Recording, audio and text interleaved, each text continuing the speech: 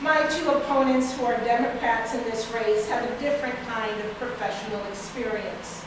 They've spent their career in California state politics, a state that, for all intents and purposes, is bankrupt. Now think about that. These two individuals are essentially asking the constituents of this very fine 51st district for a job promotion. After contributing to our state's financial crisis, if they went looking for a job in the private sector, they would get the door slammed in their face. We need a congressperson who will go to work every day and work hard, representing the people of their district, looking for opportunities to take back. When you send me to Washington, I won't serve the party bosses. I won't serve the lobbyists. In fact, I promise you here today that the only special interest I promise to answer to is you, my constituents. The second issue that I would like to discuss today is border security. Another instance where partisan fighting seems to make compromise impossible. So let me tell it to you straight. We desperately need a more secure border. It's indefensible that the federal government has failed to keep our borders safe. And as a result, we're getting criminals and drug trafficking streaming into our good communities. But we as Republicans and we as Americans need to do a better job of opposing illegal immigration without opposing those who, like my parents, aspired to and became legal American citizens. There are pathways which can provide legal immigration and benefit our nation at the same time. The biggest failure our nation could face is if we stopped being the place that attracted immigrants from around the world. It's crucial that we attract the best talent, the hardest workers, and that we embrace them with open arms. It is who we are and who we have been as a nation. I truly believe that if we turn down the heat on this issue and we take a deep breath, that Republicans, Democrats, and all of us can come together to create a very strong solution. This is the kind of congresswoman I will be. And I believe the same applies with health care. I oppose Obamacare. I believe that socialized medicine will ultimately lead to a severely diminished quality of care. But I also believe that there is a strong need to provide coverage to as many people as possible. That makes sense.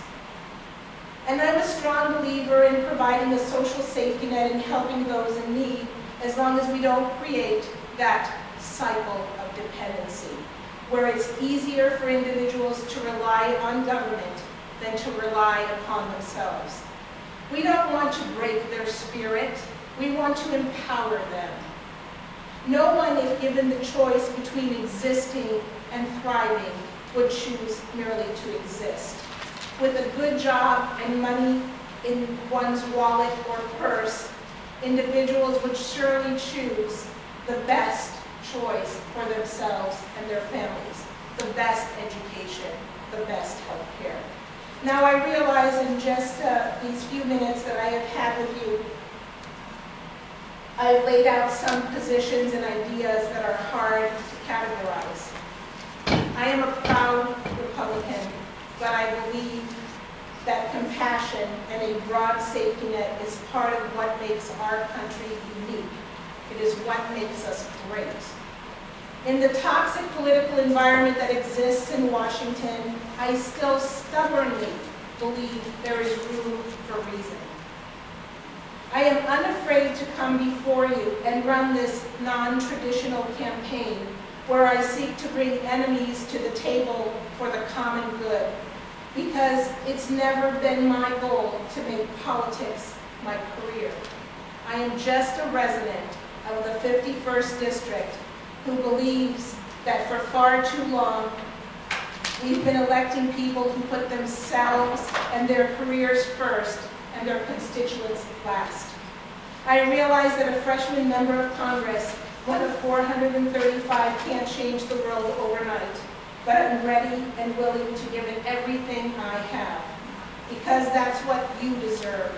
I want to come back to the 51st District at the end of my first term in office and point with pride to what we have done together. This is why I am running for U.S. Congress. I came of age politically in the time of Ronald Reagan.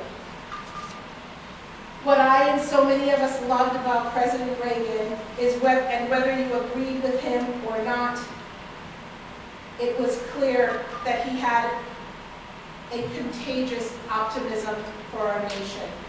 You could tell that deep down to his soul, he really believed that it would always be morning, a new day in America. I believe that still. For the children who bring home backpacks filled with frozen food from school on weekends, I believe it is still morning in America. For the men and women who just want a fair shot and are willing to work hard to earn it, I believe it is still morning in America.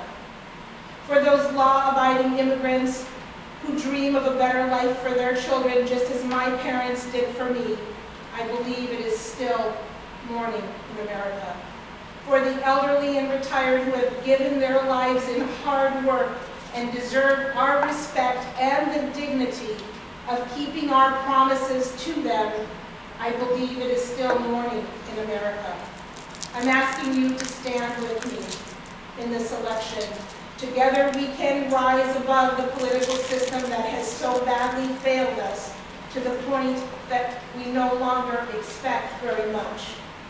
Together we can do better, we must do better. I believe strongly in my heart that together we can ensure that it will soon truly be morning in America for everyone. I look forward to the honor of being your representative in Washington, and I thank you for your time.